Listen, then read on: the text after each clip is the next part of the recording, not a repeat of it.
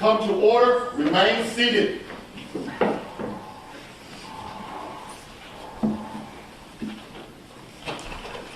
Ready to proceed? Ready? State's ready. Ready?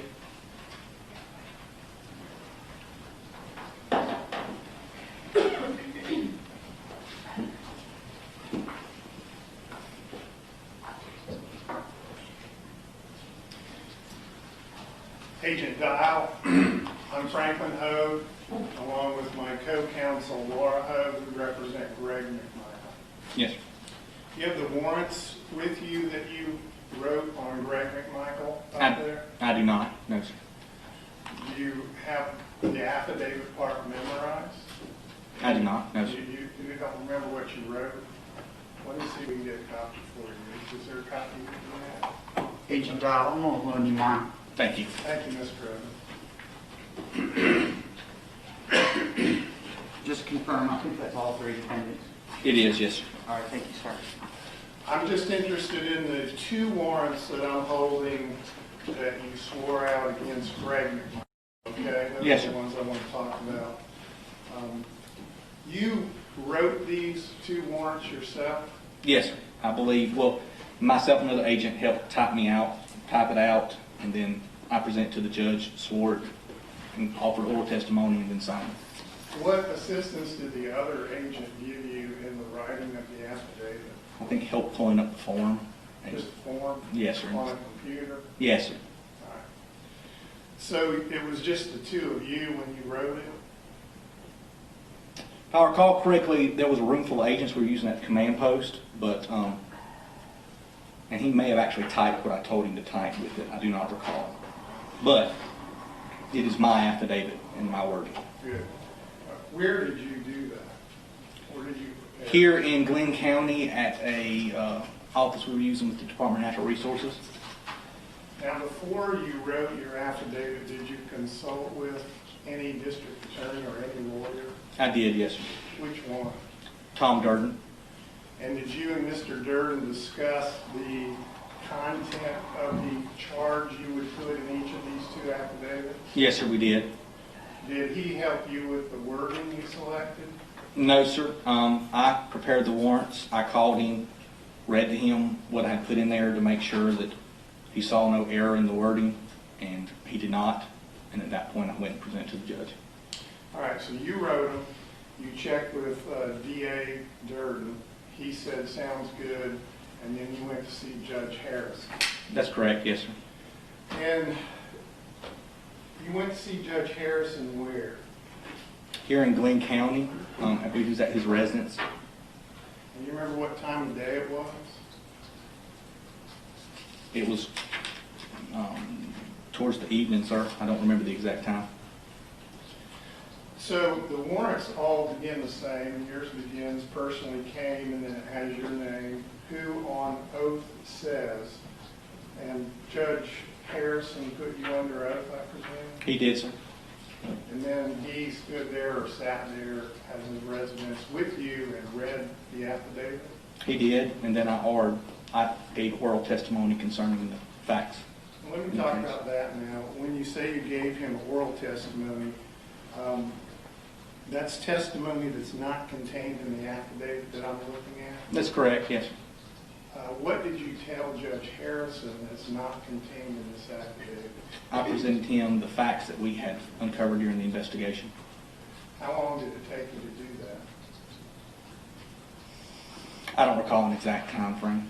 Well, let's just guess. Guessing's okay. You just gave the facts of the case, or much of them, in about 2 or 3 hours of testimony. Were you at Judge Harrison's house for 2 or 3 hours? I was not, no, sir. Were you at his house for 2 or 3 minutes? Yes, sir, more than that. About 2 or 3 minutes? No, sir, more than that. How many more minutes than that? I don't know. Approximately?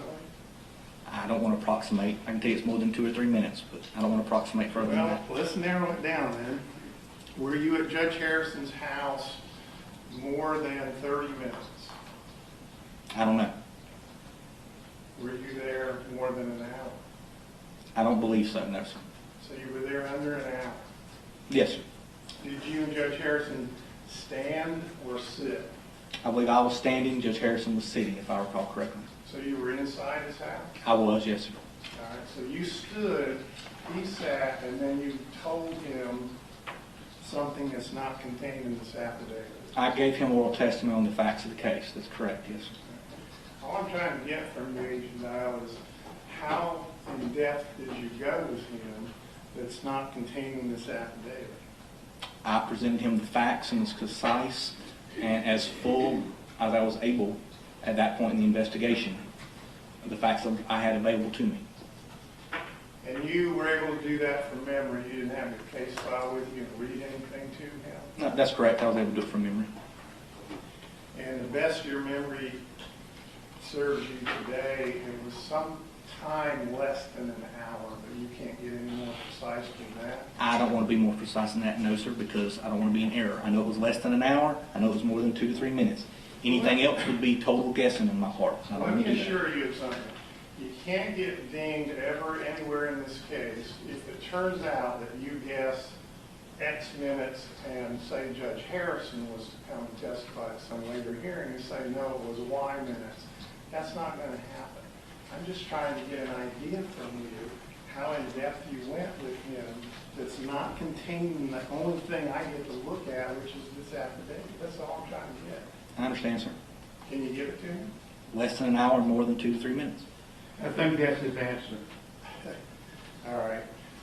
But whatever you said to him for however long it took, it was substantive. It was facts about the case Yes, sir, that's correct. in support of the warrant. That's correct, yes, sir. Okay, so did you do that because Judge Harrison said, this isn't enough, Agent Dial, I need more? No, sir, So why'd you do it? because that's what I normally do in investigations when I present a warrant to a judge. This is a normal warrant form that we utilize. I present it to a judge, I offer oral testimony towards the probable cause of the case.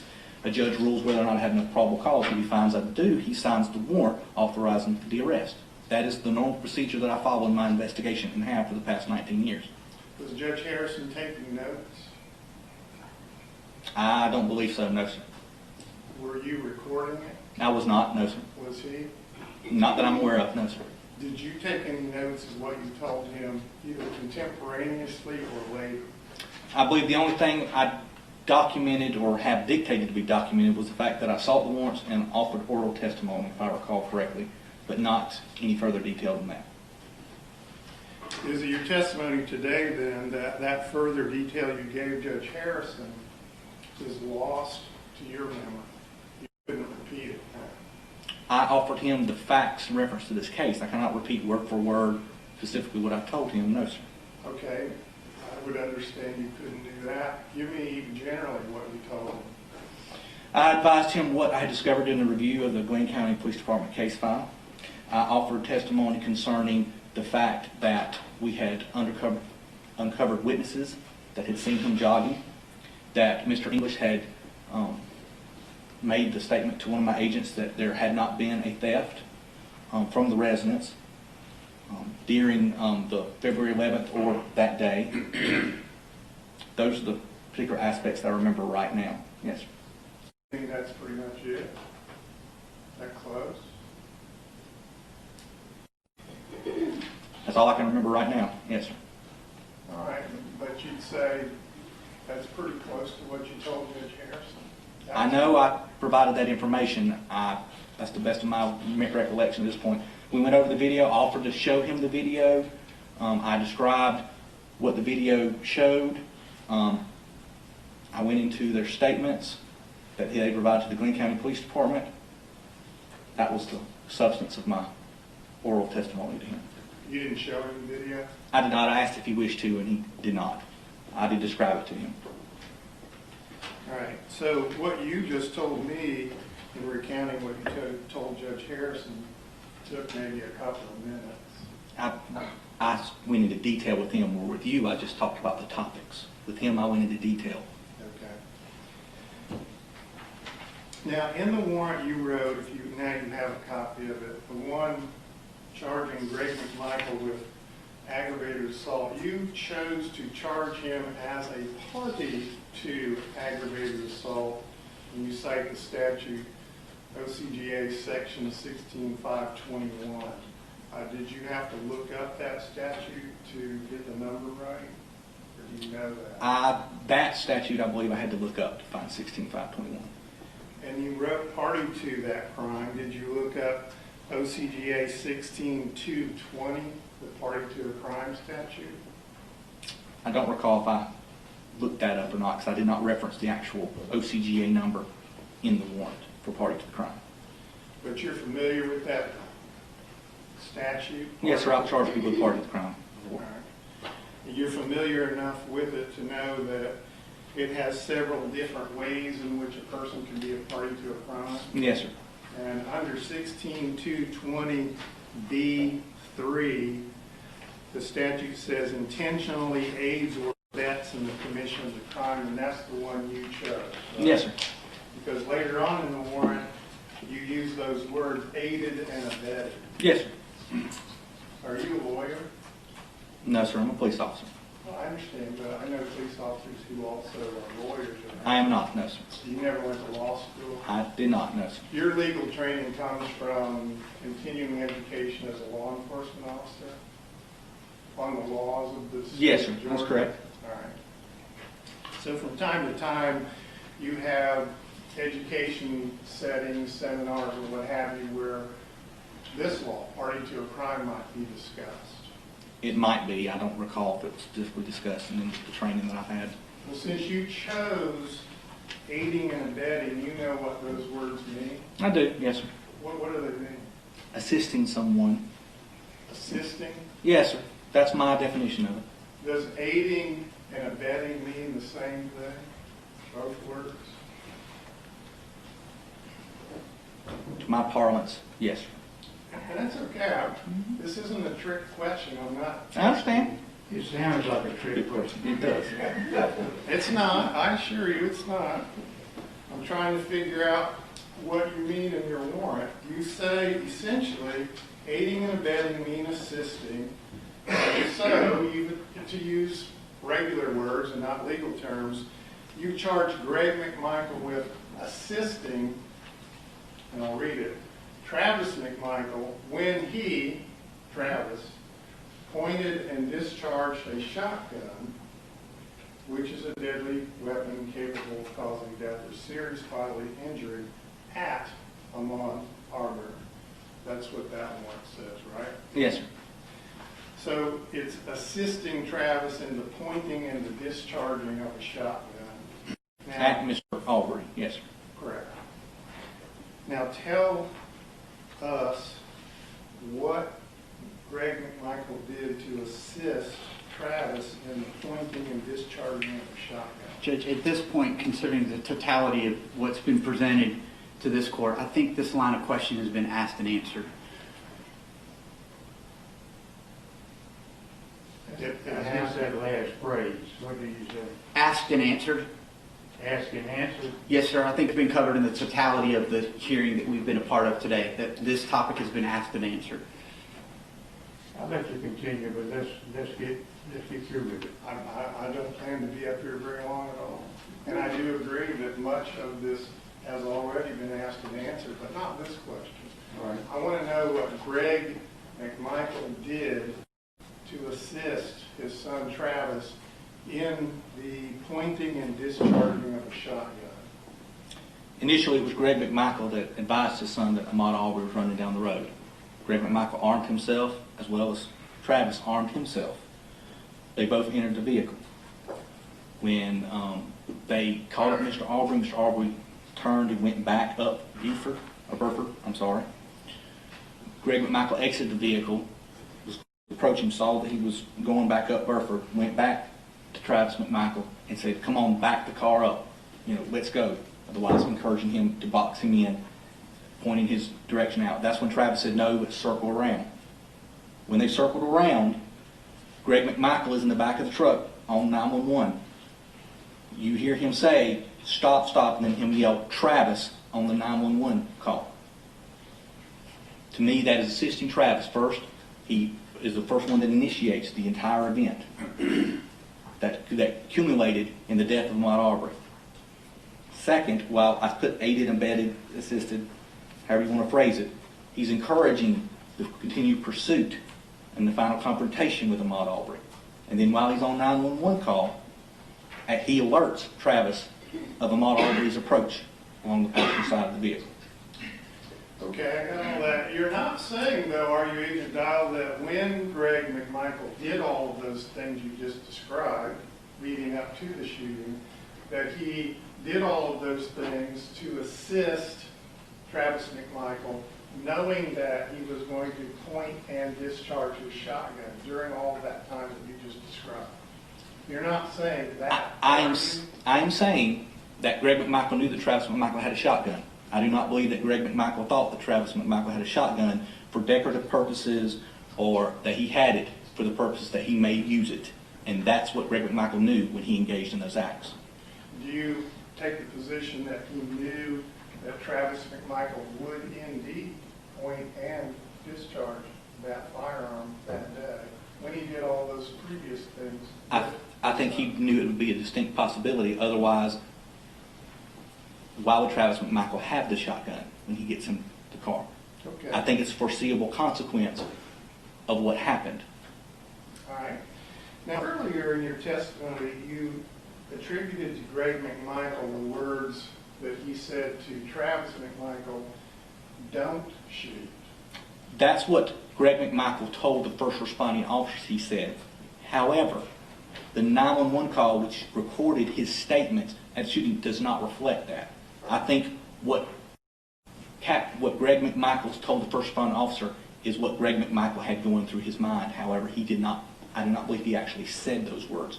But I think at that point, he knew that Travis McMichael was fixing to fire the shotgun and kill Ahmaud Arbery. And so you think Greg McMichael had in his mind at that moment the Oh. words, "Don't shoot"? I think he was hoping that Travis would not shoot at that moment. Yes, sir. All right.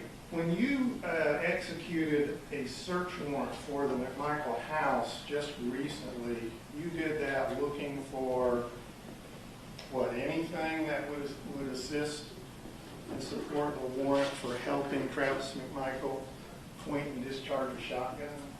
I was looking for evidence relating to the death of Ahmaud Arbery, which includes murder, which is listed on the warrant. I was searching for Greg McMichael's cell phone at that point, as well as electronic devices which may have information, video, pictures in reference to the shooting incident. And specifically with respect to Greg McMichael, you were looking for anything that would be evidence to support the warrant that he assisted his son in the crimes of aggravated assault and felony murder, right? Well, the facts concerning what happened that day. Yes, sir.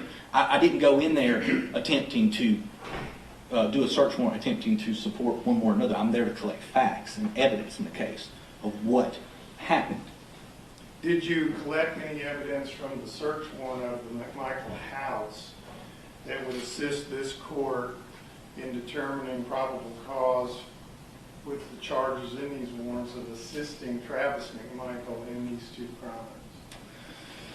Again, we see several electronic devices. Those have not been downloaded as of yet because there was concern involving privileged information on them. They are in the hands of the techs, so I do not have that information available. However, we were able to examine the router that was located at the residence. That's the Wi-Fi router, specifically its specific designation or name. And again, I am not a technical person, so I am relying upon my agents who are to that. An examination of Travis McMichael's cell phone that was downloaded by Glynn County PD on the day of the murder had revealed that shortly before the incident took place that his cell phone was connected to a Wi-Fi router. At this point, we were able to determine that the Wi-Fi router he was connected was the one at the house. So we can confirm Greg McMichael and Travis McMichael's statement that there is actual evidence that he was at the house prior to the pursuit of Ahmaud Arbery. If that answers your question, sir. I think it does. Let me say it back to you, make sure I did understand it.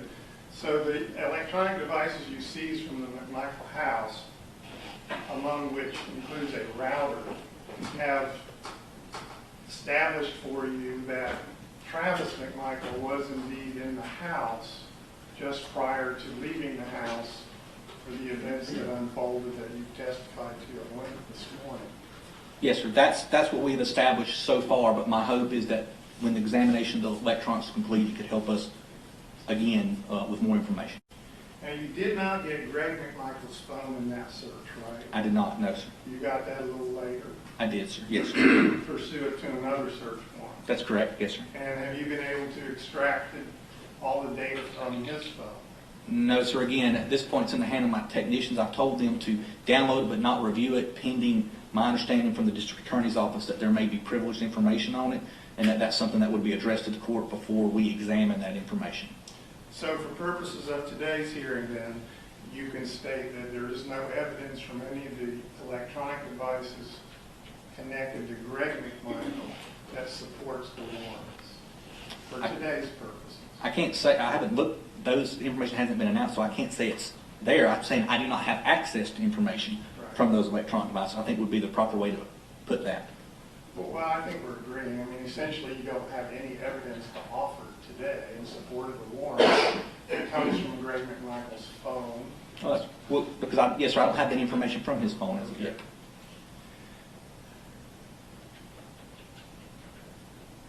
Let me talk to you about the interview or interviews of Greg McMichael. Now, you mentioned at least one interview conducted by Glynn County Police Department.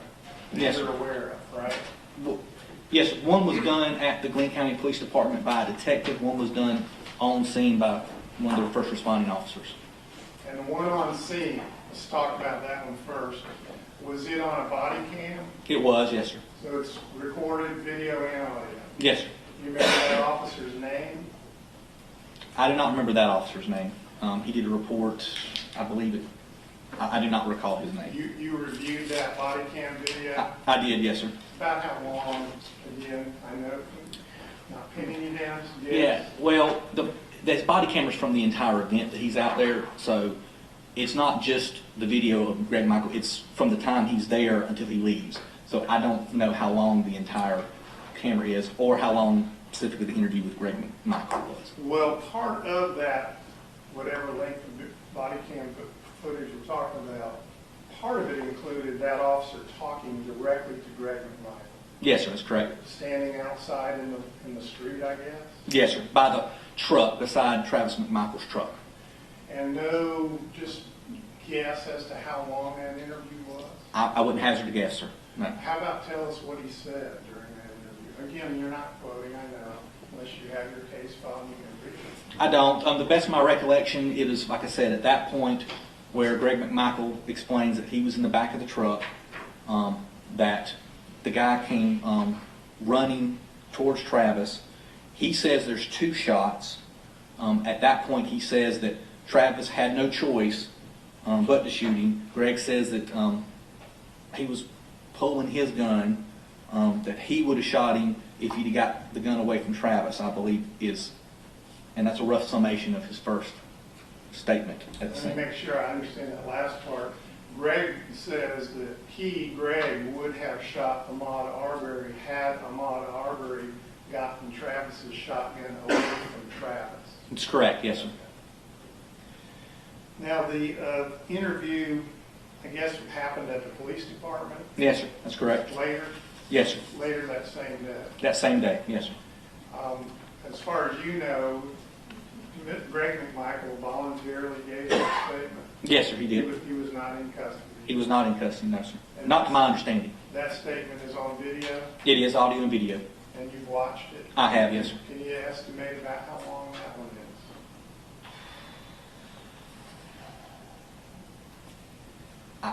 I wouldn't feel proper to estimate it. I would, 30 minutes maybe, a little Okay. over. Fair enough. I'm not going to hold you to any minutes here. Now, that sounds like it's longer than whatever he did on the body cam, though, right? It is, very much so, sir. Was he consistent in what he said during that 30-minute, and I'll just call it 30 minutes, knowing it might be more or less, that interview, was that consistent with what he said on the body cam at the scene?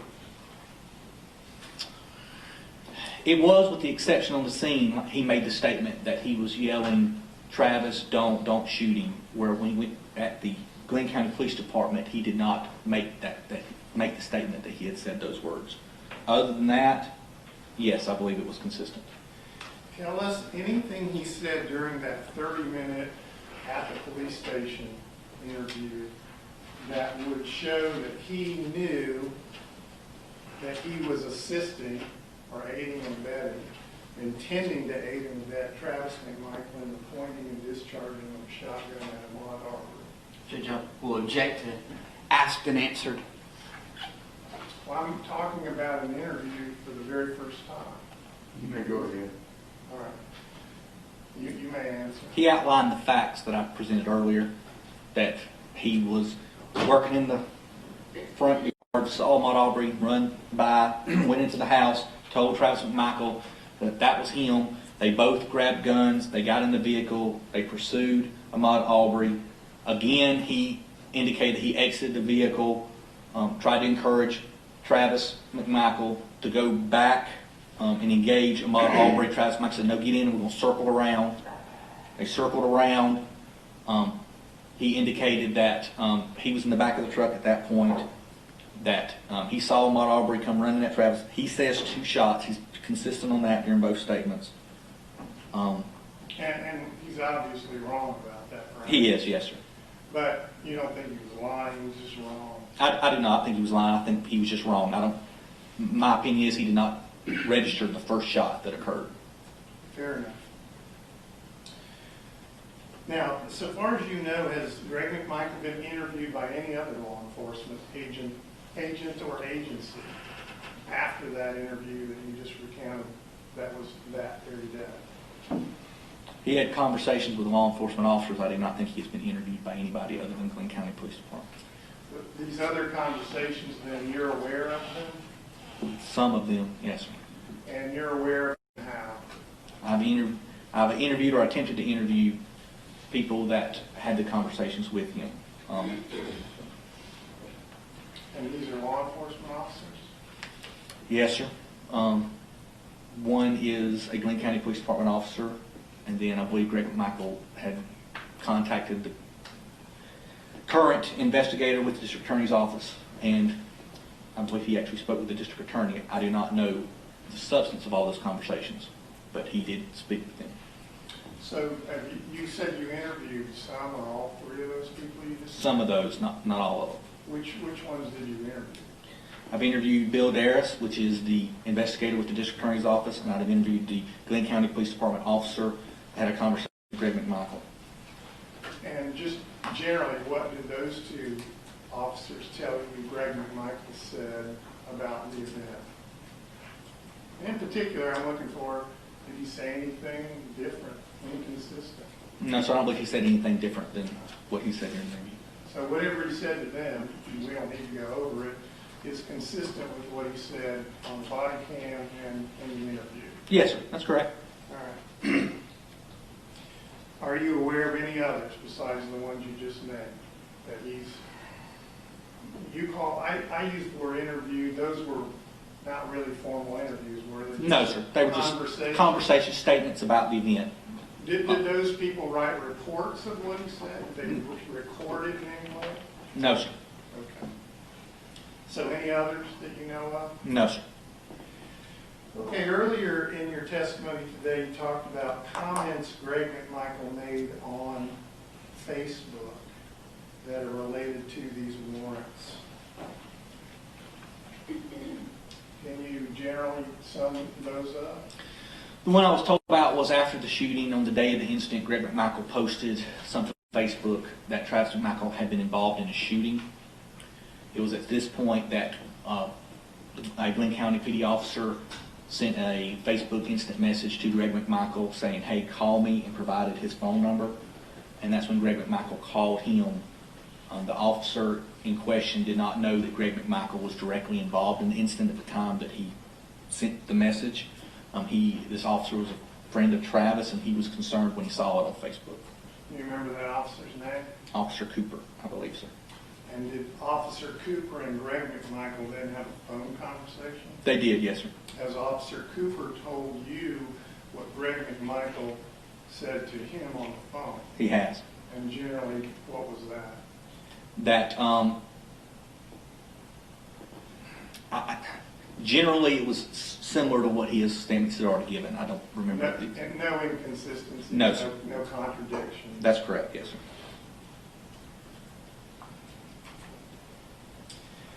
Now, I'm not going to have you get that map out, but we're generally familiar with all the not that many streets in Satilla Shores. No, sir.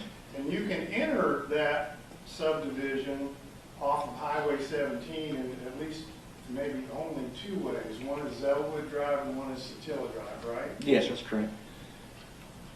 So when you enter off Zellwood from Highway 17 and you can come up to the intersection of Satilla Drive, you can turn right on Satilla and go down past where the English house is, where the McMichael house is and all of that, right?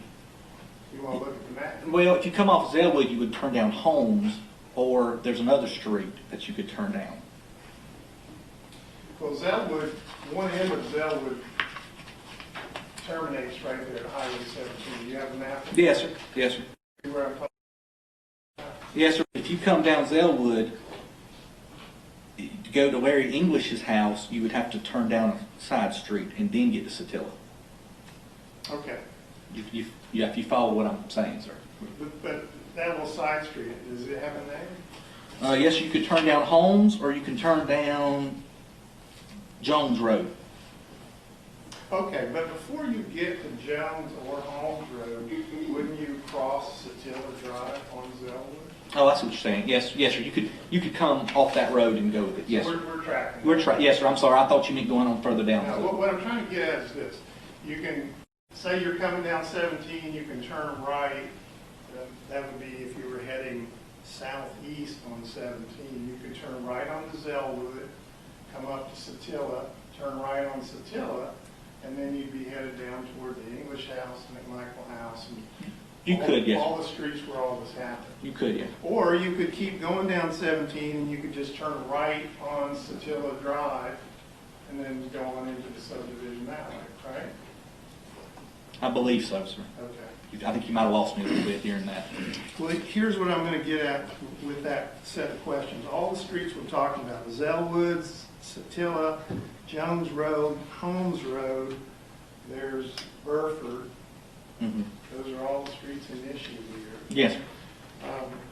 Have you been around, you, meaning you and all your law enforcement agents, been around to knock on every door on all those streets to ask the residents if they saw anything or if they have surveillance cameras in their homes pointed at the street? Yes, sir, I believe so. We did a thorough neighborhood canvass of Satilla Shores, as well as the area where Mr. Arbery lives, as well as the next subdivision over, asking the same questions. All right, good deal. Sticking just with Satilla Shores, though, are you saying that you and your agents in this canvassing have indeed gone to every house in there on these streets that we're talking about? I believe so, sir. I'd have to check the map that we did. Like I said, we did a thorough canvass of that. And the mission of the canvass was what I just said, to ask residents, did you see or hear anything, and do you have surveillance cameras, and can we look at them? And if you've seen Ahmaud Arbery running in the neighborhood. And have you seen them all already running in your neighborhood? Yes, sir. All right. Did you find anyone in that canvassing who said, yeah, I saw something relevant to the day in question, February 23rd? Other than the people we've already talked about. Thank you. Not any that saw the event occur. I do not believe so. We asked about surveillance video. There was none other that we gathered from those inquiries involving the surveillance video of the area.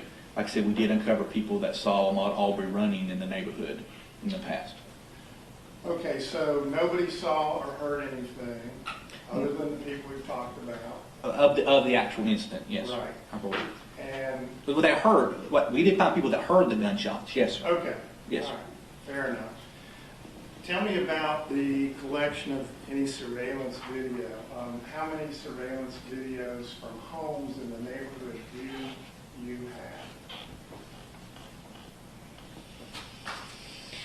have? Of the neighborhood, 1, 2, 3, I believe 4 to 5, but I'd have to check of what we have that we could stitch together the path. Okay. And have you begun the process of taking those 4 or 5 videos and trying to make one whole? We have, yes, sir. That's been accomplished with the exception of Mr. Bryan's video has to be incorporated in it. So we In didn't get getting this those 4 or 5, there's Bryant's, there's who? Diego Perez? No, sir. I don't believe no, sir. We got video from Mr. English's house, from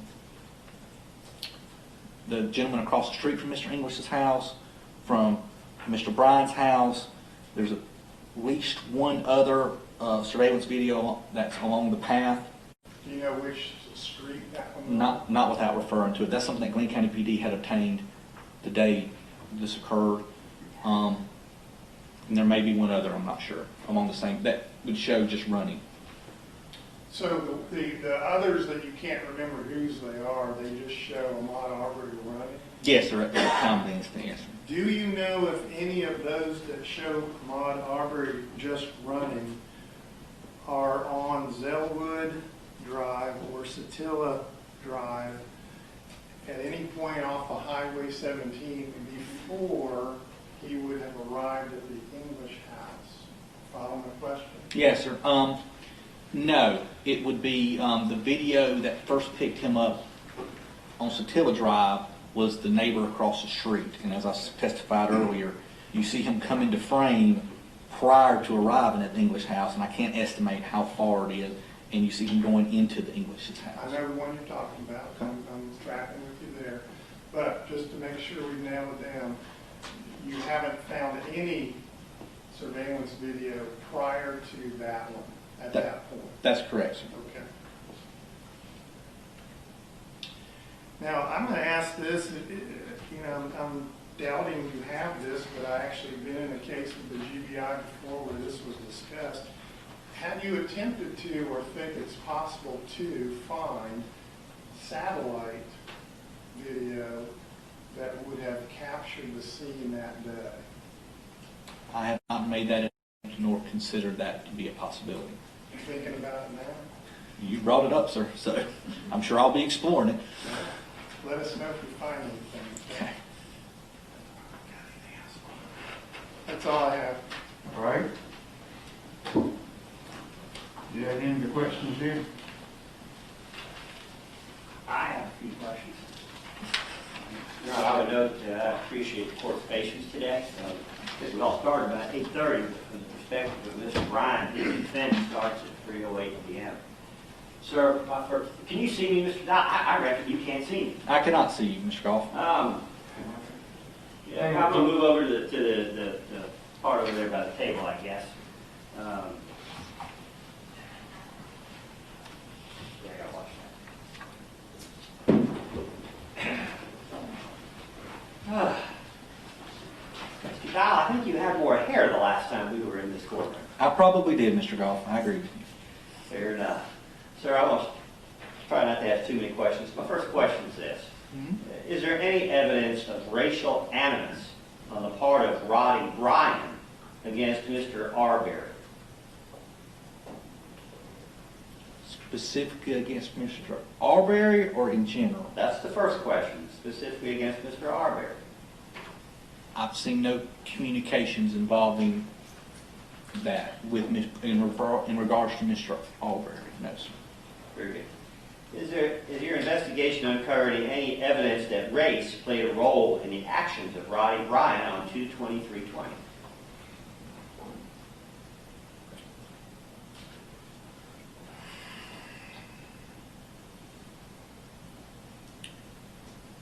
Mr. Goff, I'm trying to answer your question as thoroughly as I can. Revealed, as far as my opinion of motivation and reasons behind actions?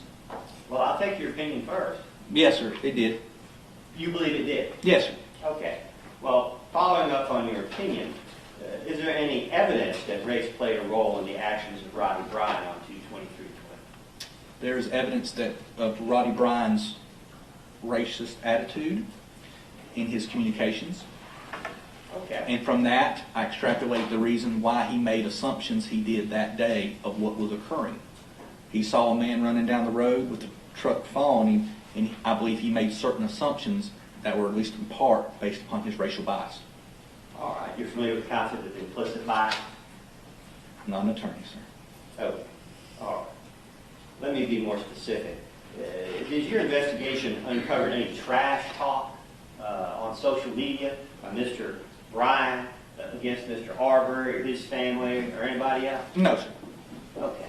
And we'll get into some of those details later, but it's fair to say that Mr. Bryan gave you access to approximately 5 years' worth of posts on social media. Yes, sir. He was cooperative and gave us access to everything. So we don't have any racist talk on there, do we? Not in social media. There was on his phone communication. On his phone? Okay. And, of course, he gave you consent to search his phone, did he not? He did, yes, sir. Twice? On May 11th and May 13th? I believe so. I think there was some issue with getting access to the phone, I believe. But I was not involved in the download of the phone. Again, technology is not, I'm not the most conversant in that, and I had another agent that was assisting with that. Okay. So, Well, he was very cooperative in providing the phone, yes, sir. well, we may disagree about the law here, but on the facts, we seem to largely be in agreement, if I'm judging it correctly. Did you find then something on his phone that you found troubling with respect to whether this case involves racial animus? I did, yes, sir. Can you tell us what that is? There were various comments that Mr. Bryan made concerning race, using racial derogative terms, statements that he made in reference to, I think he was at an airport and he said it's great, there's not as many, and he used a racial term up here. Stuff that I felt showed his viewpoint and bias that I believe, based upon my opinion, played a role in how he interpreted what he saw that day and the actions he took. Well, we can agree that people's life experiences do affect how they see things. Absolutely, yes, sir. And is it fair to say that there were several thousand Facebook posts over that 5-year period? I believe there was a lot, yes, sir. Like I said, I didn't count them, but there was a lot of posts, a lot of And information. thousands of texts on this telephone. There was a lot of information, yes, sir. Okay. And how many of these suspect or questionable communications did you identify? Well, again, I've had intel analysts trying to keep track of it. I am personally aware of several. I can't give you a number. So it's fairly, we're talking about several texts out of several thousand. Yes, sir, but I don't have a complete number of how many are going to be involved in racial talk. I was made aware of several that I personally found very disturbing concerning the references that were made. As far as a total number of text things, I do not have a number for that. All right. Of course, those communications are also not, however regrettable and unfortunate, not all that uncommon in the South, are they? I will tell you, sir, there were terms that he used that I've never encountered before in my experience for racial term he used. As far as the generality of racial comments, I don't know, Mr. Goff. I suspect there are people in this courtroom who can educate you about a whole lot of inappropriate terms. But that's a conversation for a different day. Next question for you is this. The Glynn County Police Department received consent from Mr. Bryan, did they not, to fingerprint the vehicle? They did, yes, sir. And in fact, they did that. They did, yes, sir. Took photographs, whole 9 yards. Yes, sir, they did. Have we determined whether Mr. Arbery's fingerprints are in fact on Mr. Bryan's vehicle?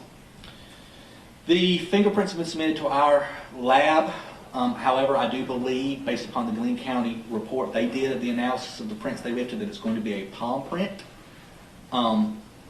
We have been unable to locate any palm prints for Mr. Arbery, but I have sent, because Mr. Bryan and another individual who had access to the truck has provided palm prints, so we've sent those up with the fingerprints to rule them out as the possible contributors to the palm print. Is that Very good. And that's right. Mr. Bryan and his fiance Yes. consented and gave you their finger and palm prints, did they not? They did, yes, sir. All right. Where was Mr. Arbery's motor vehicle located at the time of the shooting? At the exact time of the shooting, I do not know, sir. We have spoken to neighbors who indicated that he routinely kept the motor vehicle at the front yard of his residence, that it would often, he would run, so he wouldn't drive it very often, and it would be, the battery would go dead, and he would borrow jumper cables, jump it off, and let it run for a little bit, but apparently he was very much in the practice of running to different locations versus driving a car. Okay. Well, eventually you did locate the motor vehicle, did you not? I don't know if one of my agents have laid eyes on the motor vehicle or not. I don't know, sir. Well, certainly there's no evidence that Mr. Arbery had a whole bunch of other people's things in his car, right? Oh, and as far as I know, Yes. sir. You Yes, found no evidence. that's right. That's right. Okay. Very good. You have seen the full video that was provided by Mr. Bryan to the Glynn County Police Department on February 23rd? I have, yes, sir. All right. Both in that video and the one that was released by someone other than Mr. Bryan, Yes, sir. it appears that Mr. Arbery dropped something along the way prior to being shot. Have you located that item? There was discussion about dropping something. I didn't see him drop anything. I had an agent look, and there was a stick, I believe, that he identified as what people were alleging was a hammer or something along those lines. Okay. My agent reviewed the video. It's he says what they're identifying as a hammer is not, and that was his analysis of it. Okay. But they did on the video, they did confirm that he was carrying what looked to be a stick. That I do not know. I know there was discussion of it being a hammer that's on the road. They're saying drop, and my agent said no, that is a stick that's on the road. Well, we know there's a lot of information, facts out there supposedly that we all know aren't really true. That's correct, sir. So there's no hammer. No, sir. All right. Did we see someplace in the evidence a stick on the side of the road? No, sir. Then I take it we don't have any fingerprints of this stick. No, sir. Very good. There were some questions earlier about the autopsy in this case. Have you read the autopsy? I have, yes, sir. And did you read it prior to taking the warrants on May 8th and May 21st? I did, yes, sir. May 7th, I believe. May 7th, I'm sorry. Are there any wounds, markings, or other observations or conclusions in the autopsy report that would be relevant to the prosecution of Mr. Bryan? Other than what I've already described as far as the wound placement, I'm not going to go over the gunshot wounds. That's already been covered. Is there anything else of value to this court or any court in this autopsy? not that I can recall at this point, Mr. Call. Okay. Are there any videos of the shooting of Ahmaud Arbery from any other angles other than the one from which Mr. Bryan took his video? The only one I have seen is the one from Mr. Bryan. There are allegedly another video. We have a witness who said that she had observed a video on Greg McMichael's cell phone that was from a different perspective, but we have not been able to substantiate that. Do we know who this witness is? We do, yes, sir. She's been interviewed, and she gave us that statement, but she was not sure that she didn't think it was from the same angle as the one that Mr. Bryan provided, but she was not 100% sure of that, but she didn't think so, which was one of the reasons why we sought a search warrant to search Mr. McMichael's phone to find out if the video he has on his phone that she saw is the one that he obtained from Mr. Bryan. Are there security or safety reasons why you don't feel comfortable disclosing this person's name? No, I can't remember her name off the top of my head. Fair enough. Fair enough. Okay. Are there any other eyewitnesses to the shooting besides Mr. Bryan? This is Greg McMichael. It would be the only other eyewitness, and Travis McMichael, that I'm aware of. Okay. Sir, is there any evidence that Roddie Bryan was armed during the events of February 23rd? Mr. Bryan No, no evidence of that, but he was allowed to leave the scene, I believe, before. Fair enough. Yes. But you are aware, at least generally, of the polygraph results for Mr. Bryan. I'm aware that a private polygraph was given, but I personally don't put a lot of weight in those, Councilman. Well, I understand that. But that polygraph examination indicated that Mr. Bryan was unarmed.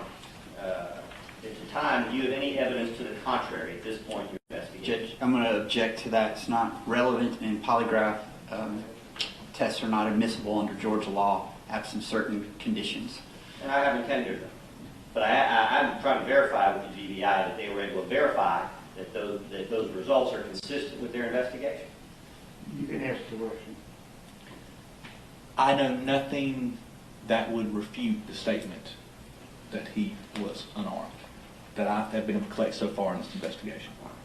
And is your investigation consistent with the polygraph results to the extent that there's no evidence that Mr. Bryan was in communication either with McMichaels or anyone else prior to the shooting that day about anything going on in the neighborhood? Prior to the shooting, I do not have any evidence that would refute that. That's correct at this point.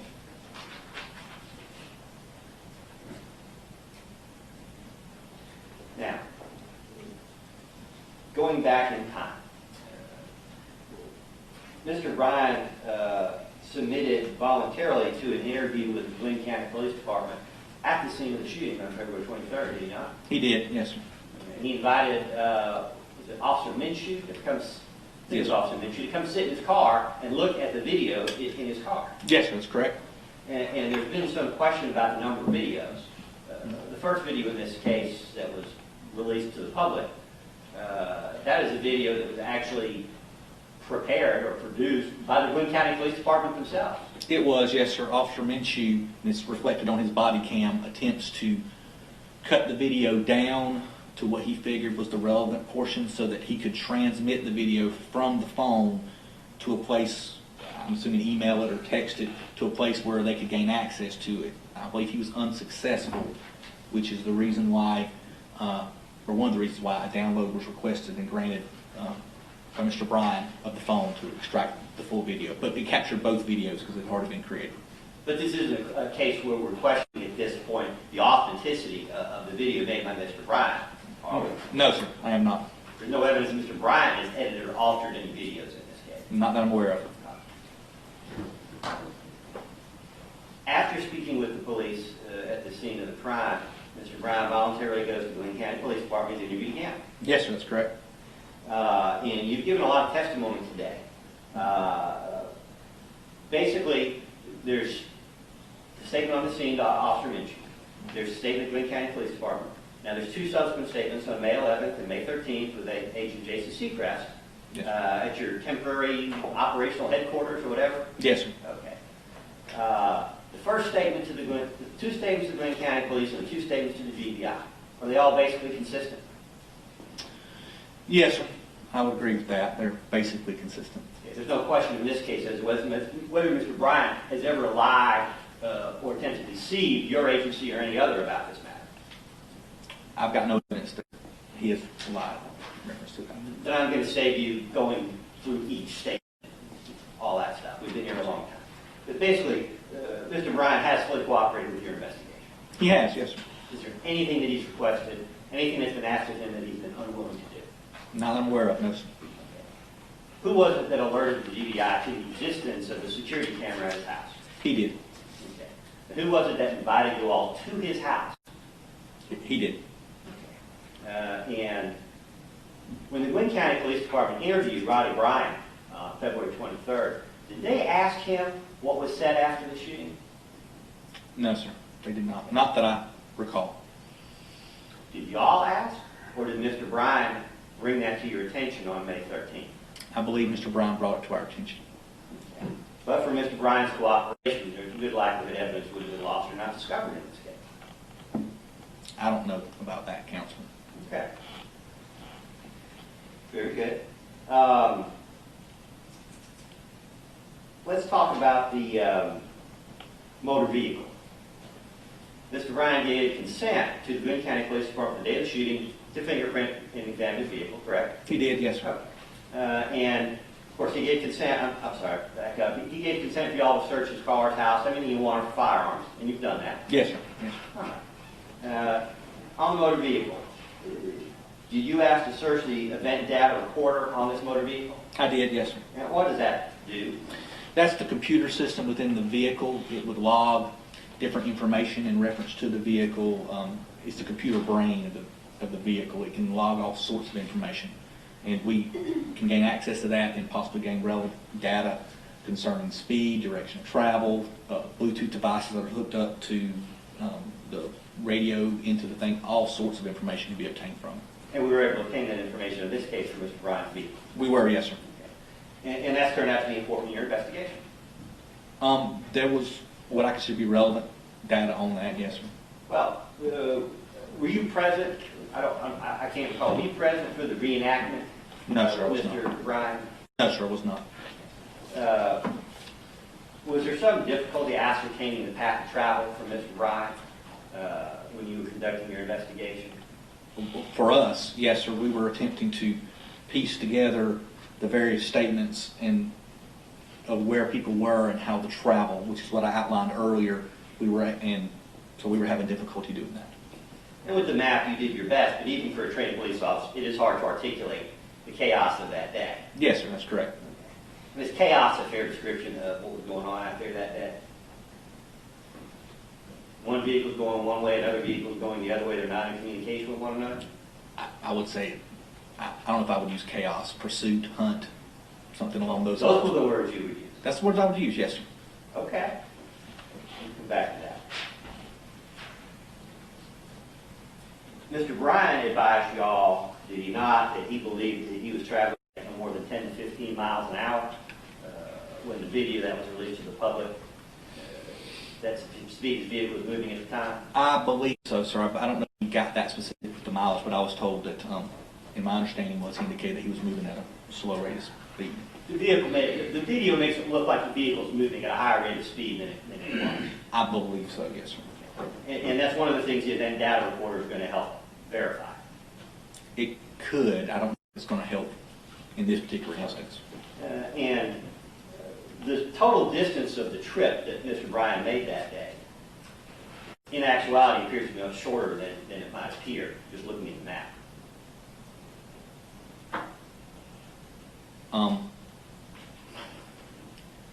Yes, sir, I would guess so. If I understand your question correctly, the map may look further than when you actually drive it. It doesn't seem as far. Is that what you're asking? Listening to someone describe it, it sounds like Mr. Bryan's vehicle went a lot further than it really did that day. I don't. Okay, well, we're going to try and take this from a different perspective. Okay. I'm not going to play with maps. I'm no good with them. Okay?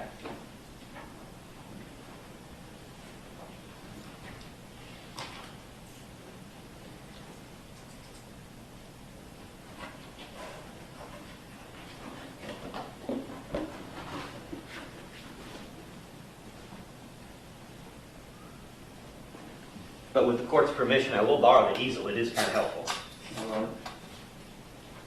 And I'm going to try not to trip over anything on my way back through the jury box. I hope that wasn't anybody laughing.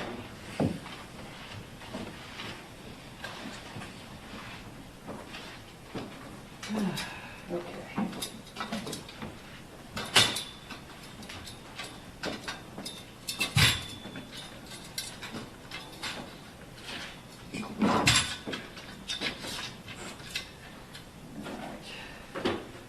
That is kind of low, isn't it, sir?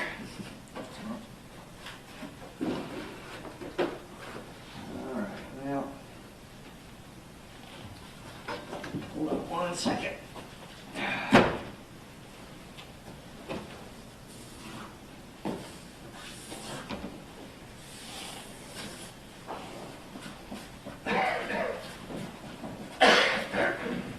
Okay. Agent Giles, you need to take this in your hands. That's perfectly fine. Okay. I'm going to give you this marker, okay? Okay. Your Honor, I'm sorry to interrupt, but I can't see and make it out on the monitor. Can I reposition so I can better see? Thank you. And if there are any suggestions as to the better way to set this up, I'm all ears. No, sir. All right. However you choose to do it is fine by me. Officer Dial, I'm showing you what's basically a blank piece of poster board with a long line across it and timeline written at the top. Okay, sir. The goal is, on my left and your right, put the time of the shooting.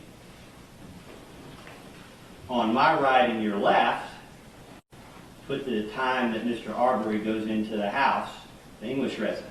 Okay. You are familiar, and I'm going to leave this with you, and I'm going to step back out without trying not to injure myself or anybody else.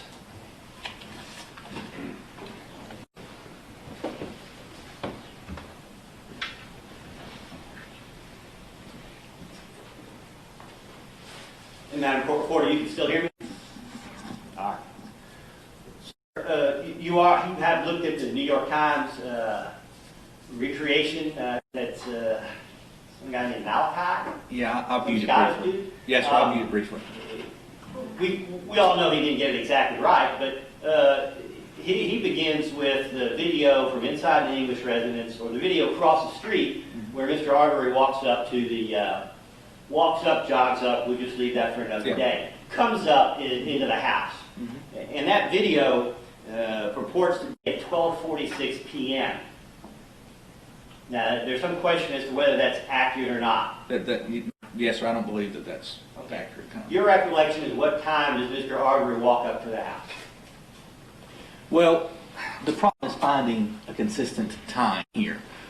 So the best indication I have in this investigation of a consistent timeline that we can establish is utilizing the 911 call data. That's 1 clock.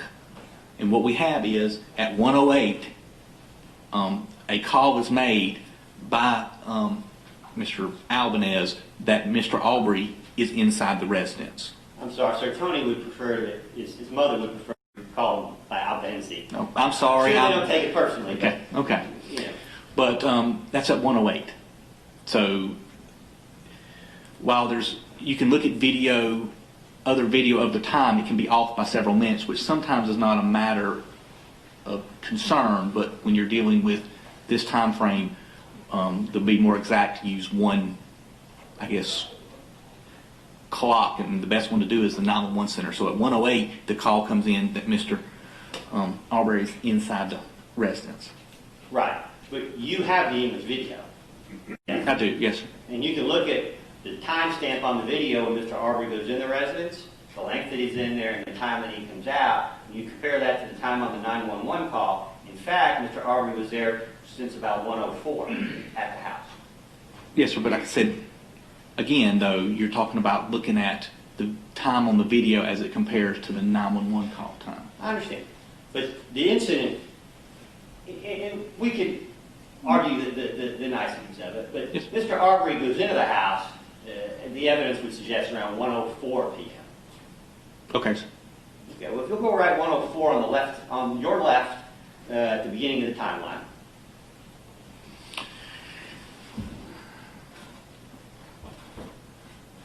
Okay. All right. And then the 911 call is at 1:08. Yes, sir. Hold on. Oh, I got ahead of myself. The shooting, as best you can determine, takes place at 1:16, 1:18, 1:15. 1:15. Again, the Glynn County Police Department arrives at 1:16. Yes, sir. All right. So we believe the shooting took place at 1:15. That's when Greg McMichael was on the phone with 911, and that is approximately, when it picks up, then you hear him making the statement. So the shooting happened within a few seconds of him All right. on the 911. So on the right-hand side, put 1:15.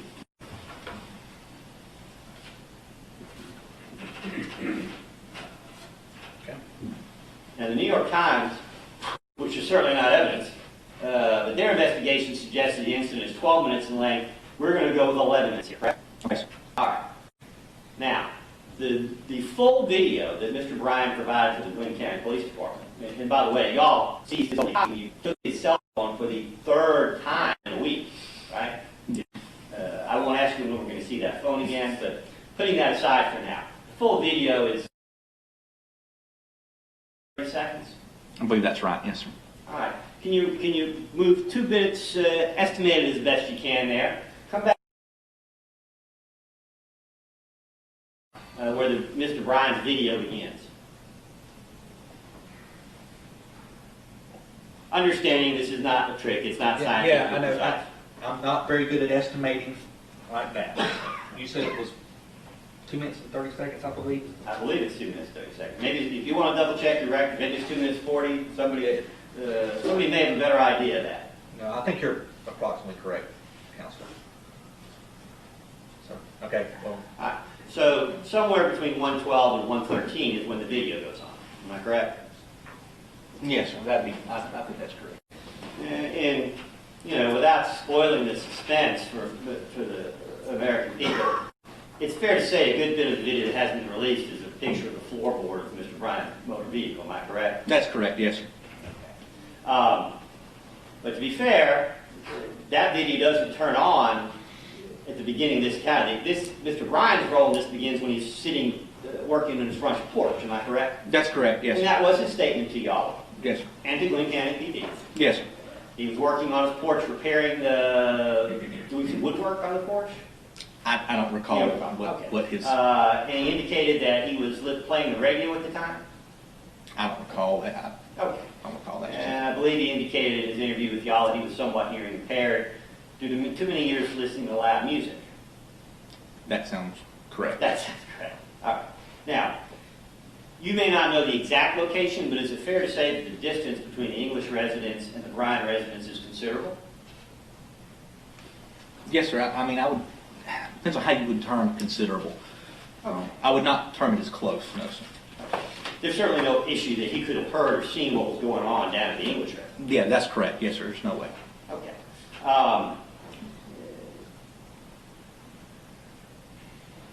Based on the recreation of his path of travel by Officer Seacrest and the other agents on May 13th, which I believe, that was video recorded, was it not? It was, yes, sir. And I'm sure there's reasons why you don't want to share that today. That's a conversation for a different day. But, well, if you do, we can set the equipment up, but I don't think we really want to go there today, do we? Okay. Most of Mr. Bryan's role in this case, it starts from his security camera video. Have we been able to identify the timestamp, the reliability of the timestamp on his home security system? I have not, sir. Like I said, the home security system is with my technology people that are going to do an analysis of it, go through that. So I'm hoping that's information I'll be able to obtain from them, but I do not have it as of yet. Based on the video reenactment that was done with the GBI and all the previous statements, the time frame from Mr. Bryan's involvement from when Mr. Arbery and the McMichaels go by his residence to the video camera turns on, maybe a minute? I'm not certain of that, Counselor. Okay. Certainly no more than 2 minutes. From the time when... From the time they go by his house until to then the he's video pulling camera out? comes on. Okay. The video, the home video. Yes, sir. Oh, whoa. Yes, sir. I don't know about that. I don't know how long it would be from the time that Okay. he's in front of their house until he starts his... I'll put it in a video. different way. Based on the recreation, how many feet did Mr. Bryan's car travel from the moment he pulled out of his driveway to when the video camera comes on? That I don't know, sir. I believe he's on... The camera happens when he's on Holmes Road, when he turns it on. So, all right. So let me, one moment. Yeah, I don't quite see the point of all this, Counselor, so let's get rid of it.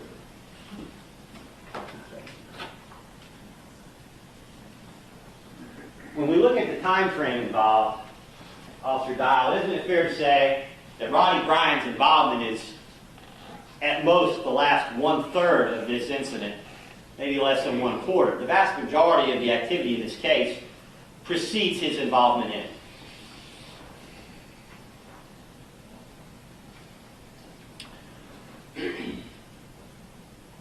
I would say the last half of it, Counselor. I don't know if I would go as far as to say the last third of it. It's a conversation perhaps for a different day. But Mr. Bryan's missed at least half of the action. And no disrespect to Mr. Arbery, half of the activity, half of the events. He's missed half of that before they go by his house. I think that would be fair. Yes, Counselor. And there's no way he could possibly know what's actually happened. No, yes, sir. I think that's correct. Okay. Now, in your testimony, you indicated that Mr. Bryan made several attempts, and I'm not trying to put words in your mouth, but several somewhat ambiguous, several attempts to block Mr. Arbery's path or change his direction. Yes, Okay? that's correct. The first of those occurs when he pulls out of his driveway, am I correct? That's correct, yes, sir. Now, you've watched the video yourself, have you not? The reenactment video prepared by Agent Secret. I've seen parts of it. I don't know if I've seen the entire of the video. Well, you've been out to Mr. Bryan's house, have you not? I have, yes, sir. And there's a tree and a big bunch of bushes there on the left as you pull out of his driveway. Yes, sir. Okay. So when we say that Mr. Bryan was trying to block Mr. Arbery, did Mr. Bryan not tell you, and isn't that consistent with your observation, that his view down the street of the McMichael's truck and Mr. Arbery was very limited? Yes, sir. My understanding was his intention was to turn left, but then as he pulled out, he saw Mr. Arbery, so he pulled in to try to block him at that time. Well, So when he, I mean, if your question is when he came up with the mental decision, the plan to block him, I believe that was when he was intending to turn left, saw him, and then decided to try to block him in. so he didn't turn fully left. He turned partially left. Well, I don't know if he actually made the turn. He didn't get that specific in the interviews that I'm aware of. He just indicated that he was pulling out, Okay. saw them. That's my understanding, counsel. Well, we're not going to quibble over those details today.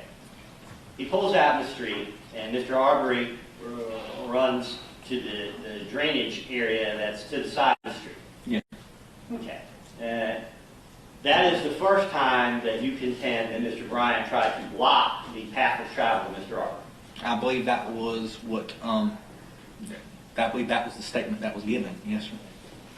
That your investigation, that's what you believe. Yes, sir. Okay. What's the second time that Mr. Arbery tries to block the path of Mr. Arbery? Mr. Bryan indicates that he tried several times to block him in his statement that he gave to the Glynn County PD on the day that this occurred, that there were multiple instances that he tried to block him in. It is also referenced at the time on Holmes Road that he tried to block him in as well. Well, I'm trying to go through them one at a time. We've discussed where he pulls out into the street, and Mr. Arbery actually turns out to be right there. We've discussed that. What is the next time? I understand from the Glynn County, statement given to the Glynn County Police Department, it's very difficult to get into some of those details. Am I correct? Yes, sir. They didn't. You're asking me to parse out exactly the location of where he made this move, whatever. That was not covered in the Glynn County Police Department interview. It was just his statement that he tried multiple times to try to block him in, to stop him, detain him, whatever phrasing you would like to use in reference to that. Well, Mr. Bryan never used the word detain, did he? He did not. No, sir. He said Stop, block, stuff like that. Yes, sir. Okay. Which to me means detain. Well, we may disagree about the legal consequences of the facts, but that's neither here nor there at the moment. But when Mr. Bryan came to see y'all on May 11th, of course, that conversation was to fill y'all in on events since he had left the Glynn County Police Station on February 23rd. Those were the parameters of the interview. That was the parameters of the interview, yes, sir. But By mutual agreement. yes, sir. Okay. So y'all didn't have an opportunity that day to get back into the events of February 23rd. That's correct, sir. I think that was the agreement that they would not explore that part in that day. And then on May 13th, after polygraph results came back and furnished to the GBI, Mr. Bryan agreed to answer all of the questions.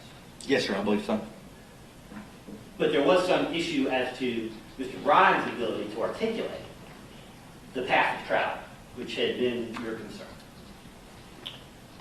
I don't know if there was problems with him articulating. There may have been problems with us having a good understanding of what he was would relay. And I don't know where the fault was, but I think the decision was made to videotape and have him drive back to help us get an idea of path of travel.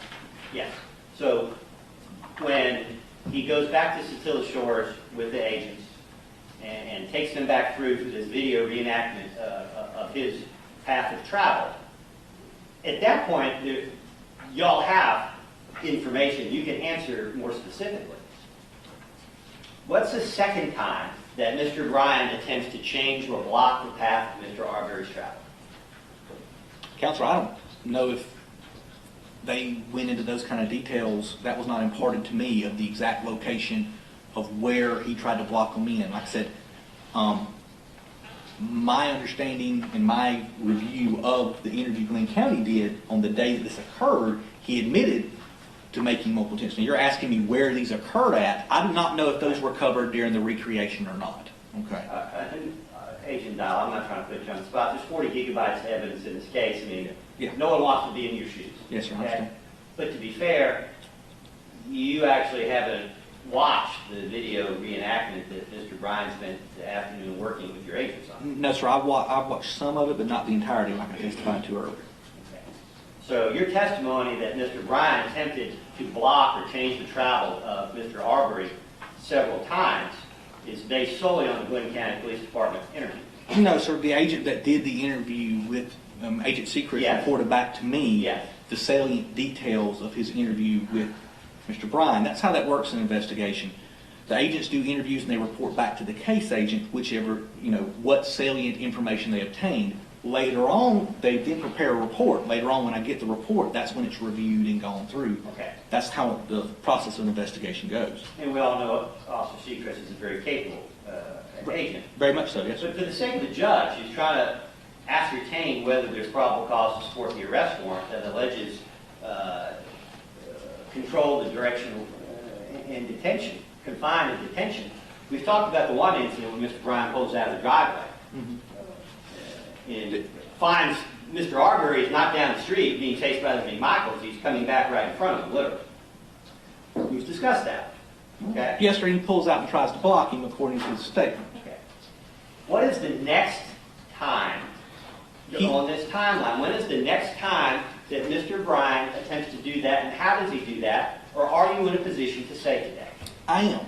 He made several attempts with his vehicle to try to block in Mr. Arbery as he was going down the street from his residence to the intersection with Holmes Road there. And you said that. What I'm asking you, and if I'm not saying it correctly, feel free to help me understand the confusion. You said that happened several times. We've discussed the first time. Yes, sir. Several usually means two or more. Tell me the details, if you have them, for the benefit of the judge. Tell me the details about the second time, the next time, that Mr. Bryan attempted to block the path or direction of travel of Mr. Arbery. I am repeating his words of what he said he did. He did not say specifically, and this time I did that. He made the statement that several times he attempted to use his vehicle to block in Mr. Arbery. He delineated the first time it happened. Then he said several times. That also is confirmed with Greg McMichael's statement, which indicates that Mr. Bryan was trying to block in Mr. Arbery. Well, that's good. But what I'm saying is, when your agents take Mr. Bryan out to Satilla Shores to create this video, Yes, sir. and lead him through that video, what is the second incident that's on that video? Judge, I'm going to object. This has been asked repeatedly and answered. I agree. I think he's answered that question several times. He's answered it 2 or 3 times, Counselor, so let's move on to something else.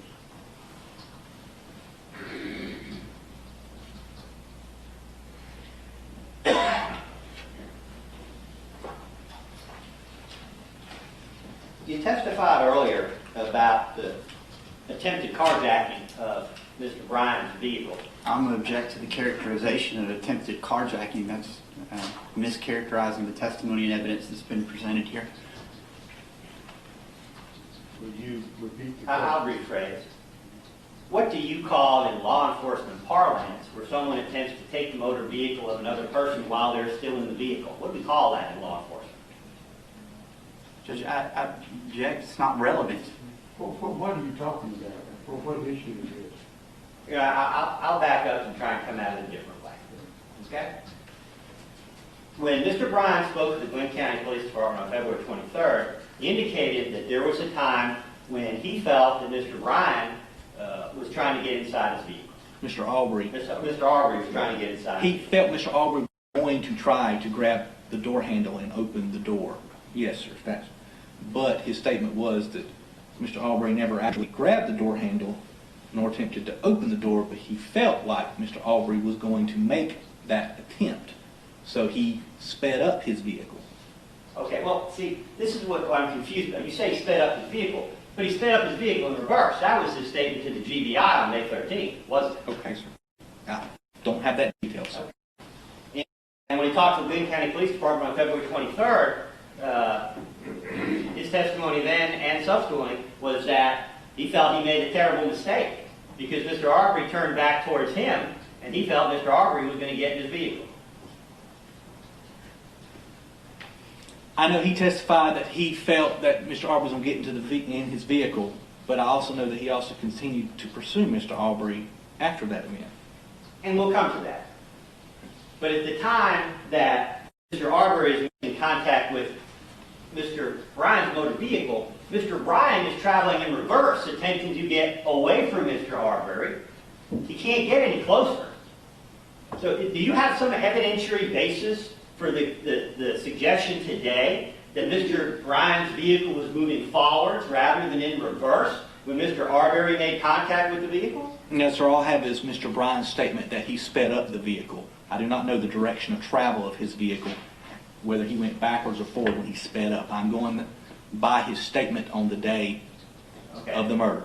So we arrested Mr. Bryan on the assumption that his vehicle was moving forward, even though on May 13th he told Officer Jason Seacrest clearly and emphatically that he was trying to go backwards to get distance between himself. Objection, compound question, argumentative, relevance. You can answer the question, and let's leave that subject. Yes, sir. I think we got that. No, sir. That was not the basis of my arrest, Mr. Bryan. It was his statement that he attempted to block, pin, whatever phrasing you would like to use, but detain Mr. Arbery without legal authority, and by doing so, he contributed to Mr. Arbery's death. And on February 23rd, when the Glynn County Police Department interviewed him, and on March 13th, when the GBI interviewed him, he indicated on both occasions that Mr. Arbery, for whatever reason, looked mad, looked angry. I don't recall that, Counselor. You don't recall that? No, sir. Okay. Now, of course, if a bunch of white people that you didn't know were chasing you around with cars and guns, you might have reason to be mad, right? Are you talking about me or Mr. Arbery? Any young black man in South Georgia being chased by a bunch of white guys with guns would have reason to be mad, wouldn't they? Just a call for speculation, obviously. I'll rephrase. Yeah, please do. Mr. Bryan indicated that he felt threatened by Mr. Arbery's actions. Am I correct? I believe he felt that Mr. Arbery was going to try to open the door, if that's your question about that part. Right. Yes, sir. But Now, then again, he also then continued to pursue Mr. Arbery, and we're basing it on Mr. Bryan's statement to that effect. And do you dispute that a reasonable man sitting in Mr. Bryan's shoes at that moment in time would have probable cause to believe that his motor vehicle was about to be stolen? Objection, that would call for speculation as to what his client was thinking. Sustained. Is there any question that Mr. Arbery was authorized after, let me rephrase.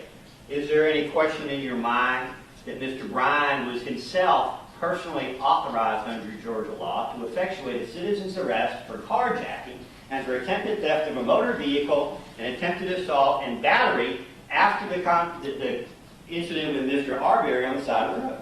Objection twofold. One, it mischaracterizes the evidence, and two, that's really a question of law and a source of argument, but not a facts question in terms of what this court must do in judging probable cause for the issuance of the arrest warrant. Sustain the objection. We'll move on, Your Honor. Thank you.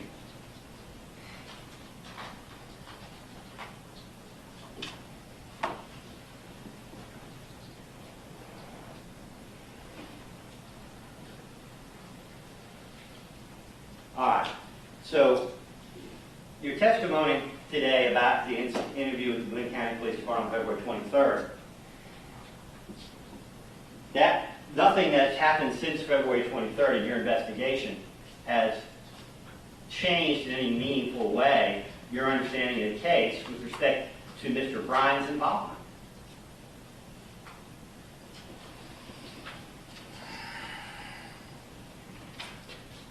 Well, sir, I think we've gotten more information concerning the events of that day, how they transpired, what role Mr. Bryan's actions played into that, from what was available on February 23rd, as well as, that we've got more video evidence. There's just a more complete picture of what occurred that day. Well, certainly, the Georgia Bureau of Investigation has spared no effort in thoroughly investigating this case from every conceivable angle. Am I correct? We don't need your comments about that investigation. Thank you, Your Honor. So what's the question? The question is, in terms of the probable cause to arrest Mr. Bryan, what changed between February 23rd and May 21st other than Mr. Bryan publishing the results of his polygraph results to the media? Judge, I'm going to object to the relevance of that. The question is the facts known at the time of the issuance of the warrant. Whether that warrant was obtained months down the road or that was obtained the day of, it's really not pertinent and relevant in terms of what this court must decide about the probable cause for the issuance of the arrest warrant at the time it was obtained. I sustain the objection. What incriminating evidence as to Mr. Bryan can you point out to the court that has been developed since February 23rd? It's the same question, Judge, and I renew my objection. Sustained.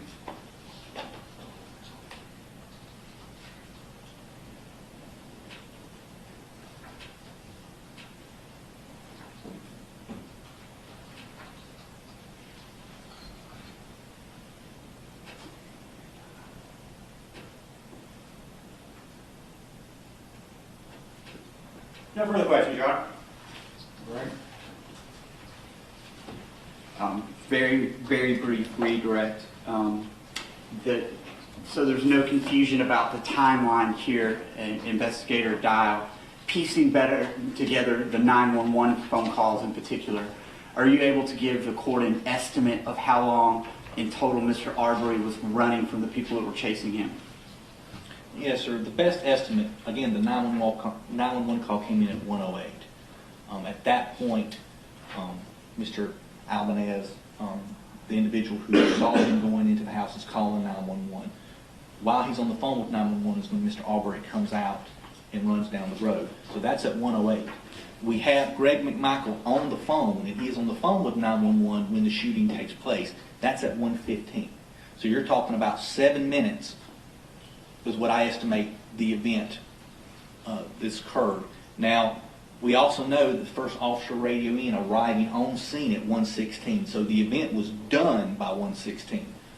So that's my best estimate in reference to this event. We're talking minutes, though. Yes, sir.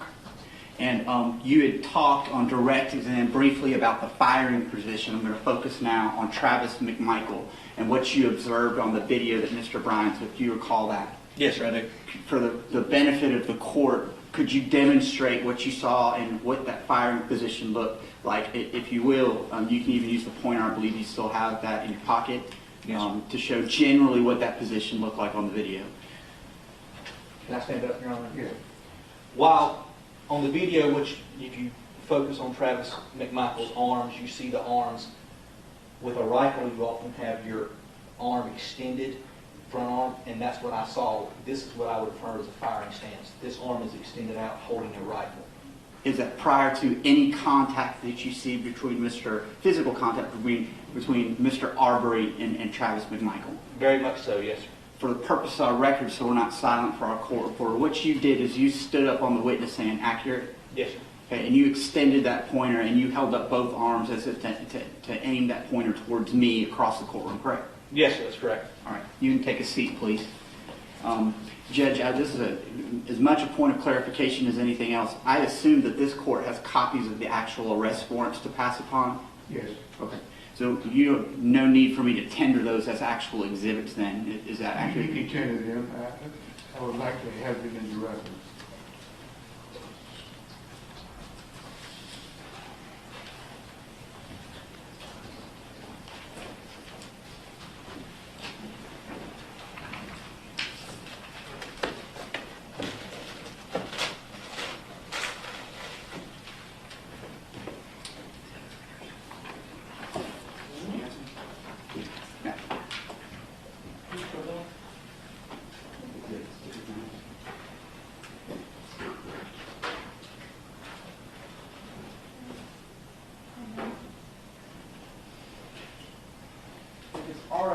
court, and I'll inquire from the defense, how about 3 exhibits, just putting them together by defendant?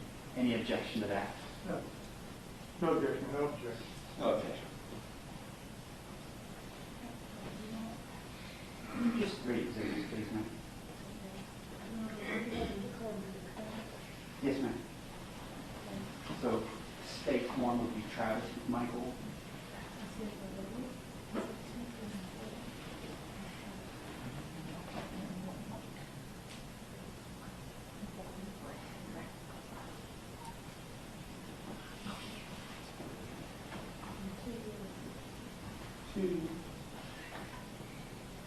I'm sorry, but my apologies. The diagrams technically states 1, so states 2.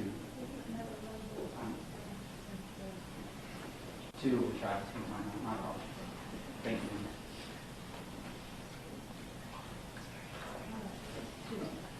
Three is going to be Gregory McMichael, please. And final name 4 will be William Bryan. Correct. Do you all want to see these? Yeah. Yeah. You do? Yeah.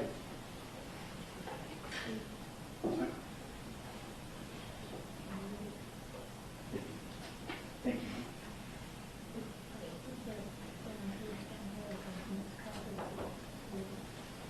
Understood. Thank you, ma'am.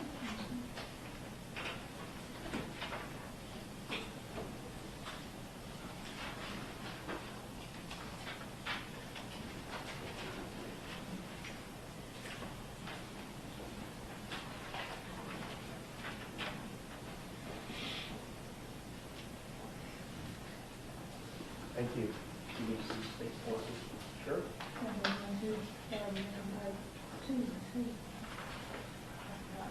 Two is Travis McMichael. 3 is Greg McMichael. 4 is Bryan. Correct.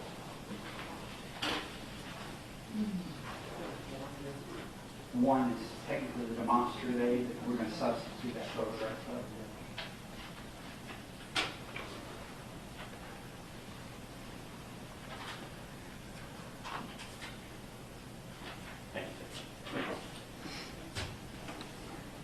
So just to confirm for our record, in states 2, first of all, tell me what states 2 is a photocopy of. It's a photocopy of the state warrant and dismiss and the warrant in reference to Travis McMichael on charges of felony murder, and there's a second page also of the state warrant and dismiss for Travis McMichael on the charge of aggravated assault. This is State's Exhibit 3. Confirm that that's a photocopy of the arrest warrants that you obtained for Greg McMichael. It is, yes, sir. Stage 3 is the warrant citation for Gregory McMichael for parts of the crime of felony murder and as part of the crime of aggravated assault. And finally, State's Exhibit 4. Identify that photocopy, please. Stage Exhibit 4 is the front and back of the warrants I secured for William Bryan for felony murder and for a criminal attempt to commit false imprisonment. For the purpose of our record, I'll tender 2 through 4 at this time, Your Honor. And you are handed into the clerk of the Are we happy to?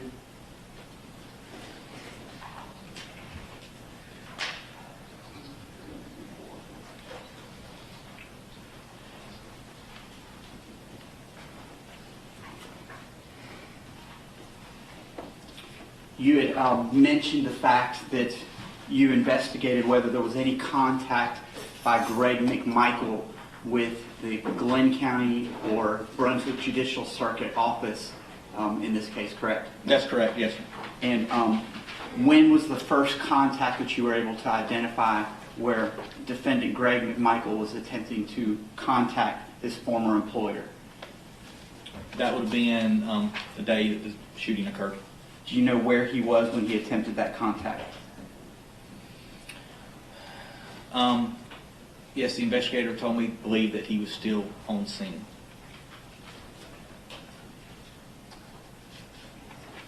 I believe. On scene or at the Glynn County Police Department, I believe was the statement to me. the last topic that was covered by defense counsel for Mr. Bryan regarding the detention was some of that detention or attempt to detain Ahmaud Arbery, was some of that actually captured on the video that you've reviewed? Yes, are you talking about the cell phone? I am. Yes, sir. Okay. And describe what you could view for the last part of this leading to the actual shooting itself. I'm sorry, could you describe that again? You're talking about? Sure. Did any of that video capture Mr. Bryan using his vehicle to attempt to redirect Ahmaud Arbery? Yes, when the video opens, his vehicle is coming forward, Mr. Arbery's running, then he comes and you hear the car turning. All of that's depicted in the video. Okay.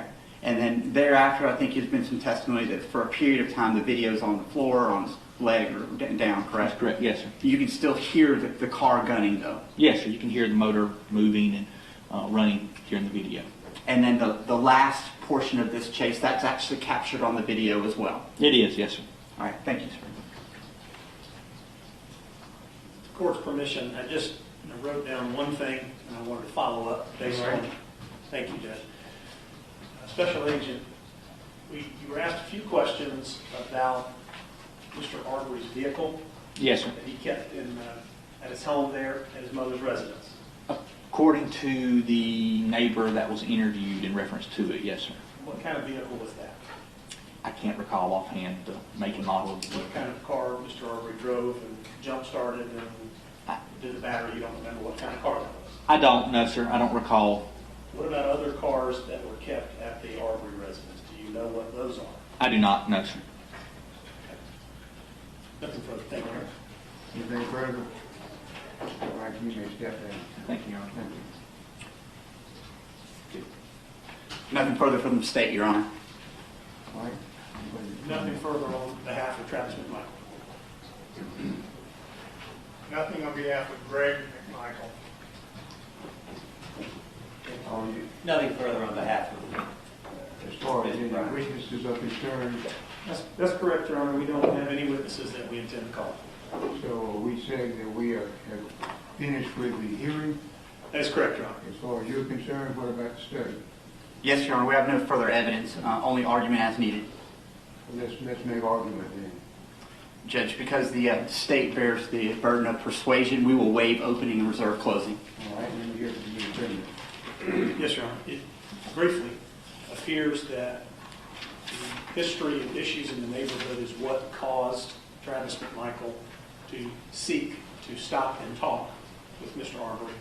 That escalated with Mr. Arbery running at him in an aggressive way that caused Travis McMichael to fear for his safety. Mr. Travis McMichael used self-defense when he was attacked by Mr. Arbery. Therefore, I ask that you not bind over the warrants on aggravated assault and felony murder. Thank you, Judge. Your Honor, as you've heard, the warrants against Greg McMichael charge him with aiding and abetting Travis McMichael in the discharging of a shotgun shooting Ahmaud Arbery.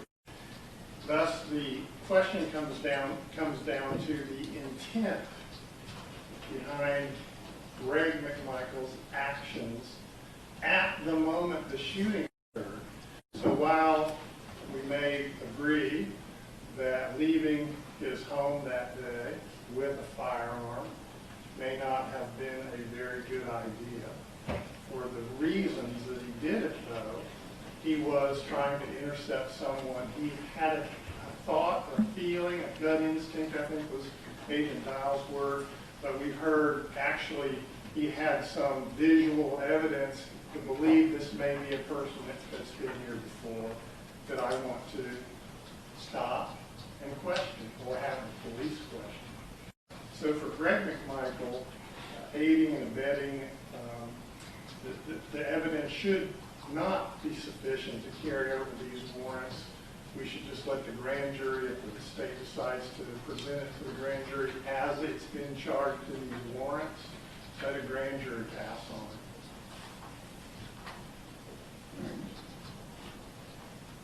Mr. Roddie? Your Honor, I would note that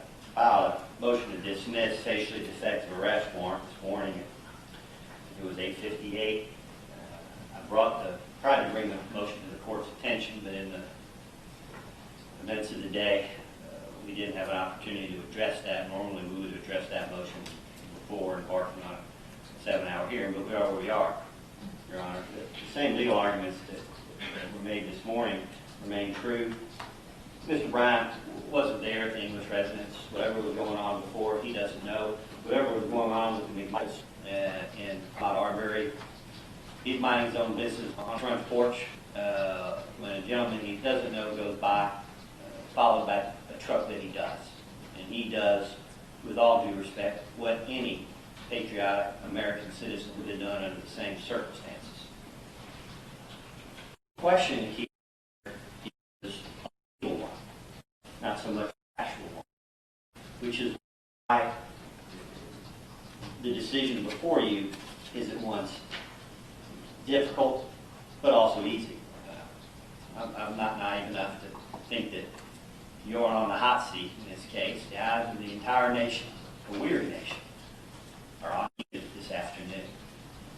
And to accomplish in your career, the decision you make today may be the one that you remember for. Whether that's right or wrong, I don't know. But the legal question, as far as Mr. Bryan is concerned, is very simple. Mr. Bryan cannot commit the offense of criminal attempt to commit false imprisonment in this case. It is legally impossible. On his own, using the motor vehicle that he had as described, it is impossible for him to commit the offense of false imprisonment. Nor has the state contended that he did that in any other way, other than in conjunction with the McMichaels. The problem is that criminal attempt to commit false imprisonment is a specific intent crime. This is Hornbook law. The state has to prove, here by probable cause, later by beyond a reasonable doubt. Their burden here today is to prove to Your Honor probable cause to believe that Mr. Bryan, who had no communication whatsoever with the McMichaels prior to the shooting, none whatsoever, whether he knew that the McMichaels were unlawfully attempting to imprison Mr. Arbery, to deprive Mr. Arbery of his personal liberty, which is in the wording of the statute. It is an impossibility under these circumstances to show that Mr. Bryan knew that the McMichaels were acting wrongfully. It's an impossible burden to meet. Not 50%, not 2%. There's not a scintilla of evidence to show that Mr. Bryan had the specific intent to commit the offense of criminal attempt to commit false imprisonment. For the reasons I have set forth in the motion, I think it's abundantly clear that Officer Dow, as an officer of the state, doing his duty as he understood it, very carefully crafted the warrant in such a way to avoid the very questions that Judge Walmsley was not presented with, but that you are squarely today. And again, it's a criminal attempt. The fact that Mr. Bryan does not know what's going on is his legal defense. The state has it backwards. They're thinking that because Mr. Bryan doesn't know what's going on, that he acted unlawfully. The fact that he doesn't know what's going on is his defense. He cannot form the specific intent to commit false imprisonment. And therefore, as a matter of Hornbook law, the charge is due to be dismissed. In the state of Georgia, the Cobb County District Attorney's Office is capable of a bunch of prosecutors as we will ever see in this state, with all the resources at their disposal. If they have some case law, some legal authority, even some good faith basis to argue for the substantial expansion of our criminal law that they're asking for here today, they're going to have that moment in just a moment to do that. Your Honor, I'm not begging you to dismiss these charges. We expect that you will follow the law, just as the Arbery family has had a right to expect that everyone in the criminal justice system would follow that law. They're expecting justice. They're demanding justice. Well, on behalf of Mr. Bryan, I'm also demanding justice. We are respectfully asking this court to dismiss the criminal attempt to commit false imprisonment. Since the criminal attempt to commit false imprisonment is the only predicate felony supporting the felony murder charge, once the court dismisses the criminal attempt to commit false imprisonment, the dismissal of the felony murder charge follows. I would also point out that there has been no evidence presented to establish the causal relationship necessary to sustain the felony murder charge anyway. How Mr. Bryan's actions on that day have any causal connection, any proximate cause to the shooting remains a mystery to me. I think McMichael has argued the same point. But we don't even get there. You don't have to go through the tortuous history of felony murder in Georgia because the underlying felony doesn't exist. Mr. Bryan committed no crime. He acted lawfully, and as we would hope any concerned citizen in our country would do under the same circumstances. That doesn't mean that the McMichaels won't have their day in court, one or both. And surely the Arbery's have every right to their day in court, and for justice, whatever that means. But my point today, that I represent Mr. Arbery, is Mr. Arbery committed no crime. Whether he could or should have done something different, there's simply no crime. There's no false imprisonment because there's no evidence to establish specific intent to falsely imprison. And for that reason, we're asking you to do that. You know, it's been said in the book of Amos, which some people consider the Bible instructive, some don't. The book of Amos says, "Let justice roll down like waters and righteousness like a mighty stream." Latin, the Romans had a different phrase. Fiat justia ruat paelum. I'm probably mispronouncing that. And translated into English, that means let justice be done though the heavens may fall. And I fully understand the consequences for the community and for the court of dismissing the charges against Mr. Bryan. And I'm so glad that I'm sitting here and that I'm not in your shoes. But that is the result that justice demands in this case, and that's what we're asking for, nothing less. Thank you.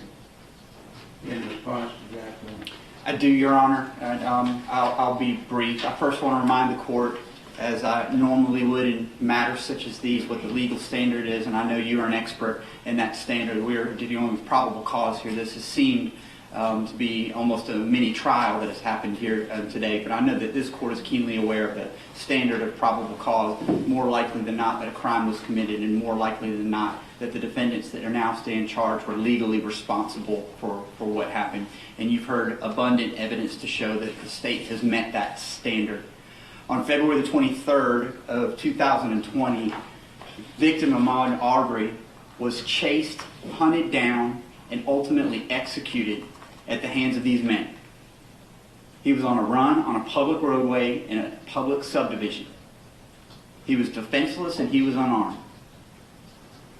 Arbery, the evidence has shown, was shot down, unarmed in broad daylight in this quiet neighborhood. And literally the video shows that the blood of that man is on two of these defendants' hands. So we'll look to the defendants' arguments that they've made here and take them one by one. Understand that Travis McMichael is claiming that this is going to be a case of self-defense. I will remind the court that that is an affirmative defense that can be raised at trial. I would suggest to the court that the defense of self-defense really has very little bearing on the probable cause standard that's now before the court. We understand that defendant Travis McMichael at some future date may very well want to try to articulate to some other finder of fact that this was a case of self-defense, and we would welcome that opportunity to combat that defense. But I would remind the court that this is a case of involving probable cause at this point, and this is not a situation where justification warrants the dismissal of any warrants in this case. The fact of the matter is that there's no evidence that these defendants saw a burglary, saw any crime, had any subjective belief or even a hunch by these civilians that would authorize their choices that they made to chase after and ultimately gun down this unarmed victim in the middle of the street. As for Greg McMichael, we'll understand clearly that the argument here is that he is not a party to the crime. And I'll remind the court the legal standard that applies to all of the defendants in this case, not just to him. A person is a party to the crime if he directly commits the crime, such as Travis McMichael, intentionally helps in the commission of the crime, intentionally encourage another to commit the crime. And you have all of those elements here, particularly as it pertains to what Greg McMichael did. That's from pattern jury charge 14210. I will also remind the court that as it pertains to the McMichaels in particular, conspiracy culpability shows that any agreement between two people to do an unlawful act, such as illegal detaining a man who's on a run in their neighborhood, when you have that express or implied agreement and they associate themselves in that unlawful enterprise under conspiracy culpability, the act of one is considered to be an act of all. And I think that that's a succinct explanation for why Mr. McMichael is properly charged as a party to the crime of the two arrest warrants for him, including felony murder and aggravated assault. And using some but-for causation here, Your Honor, I will point out that but for the actions of Gregory McMichael walking into his home and asking his son to arm up with him, Ahmaud Arbery might very well be alive today. And I would suggest to the court regarding the arguments that Mr. Bryan has made that any American would have done what he did. Those are asinine assertions. Any American would pick up the phone and call 911.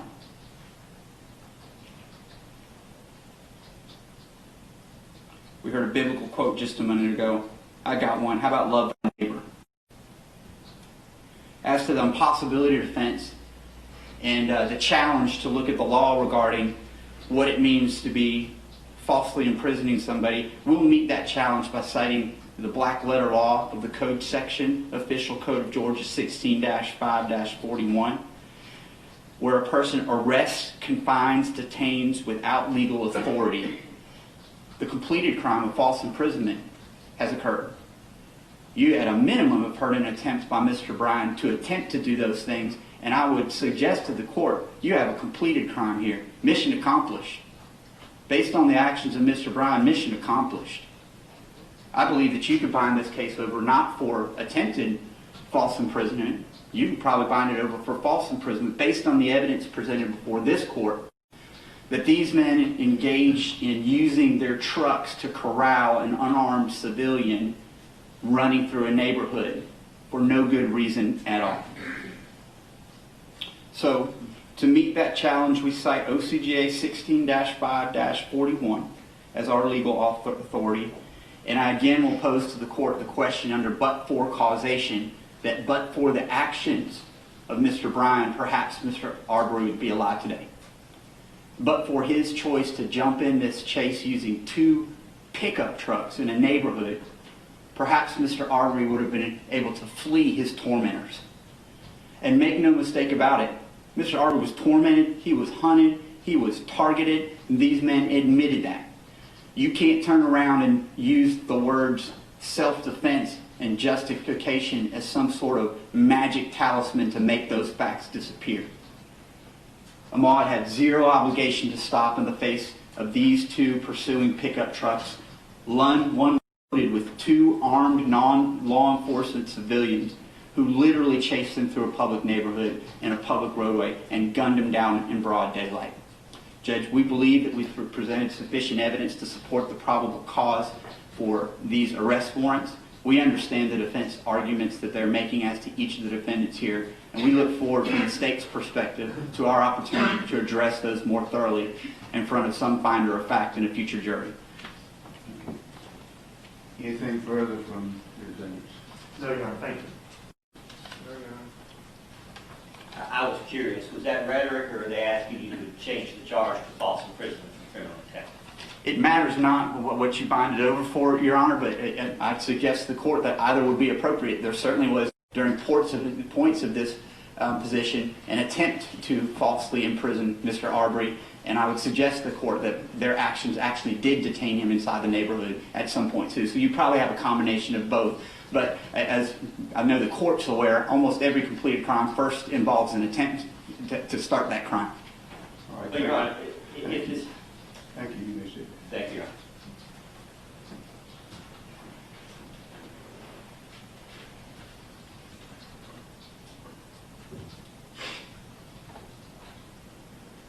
The case of the state of Georgia versus Travis James McMichael will be bound over to Superior Court of Glynn County, Georgia. The case of State of Georgia versus Gregory McMichael will be bound over to the Superior Court of Glynn County, Georgia. This case of State of Georgia versus Roddie Bryan will be bound over to the Glynn County Superior Court. All of these are bound over on all charges set forth. Thank you. Thank you, Your Honor. Thank you, Your Honor. Anything further on that? Other than taking a photo of the exhibit and making arrangements to substitute that so that the defense can have the full poster board, I think that completes the matter for today. Agree? Thank you, Dennis. Thank you. All rise.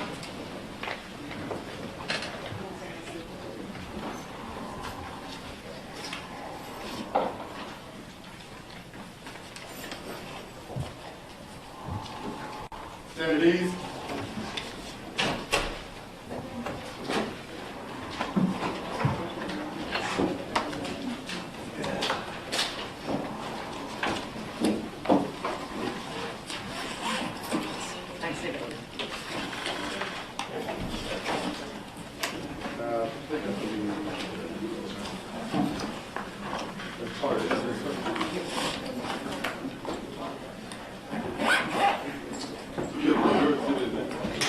It was not a minute, it just comes after.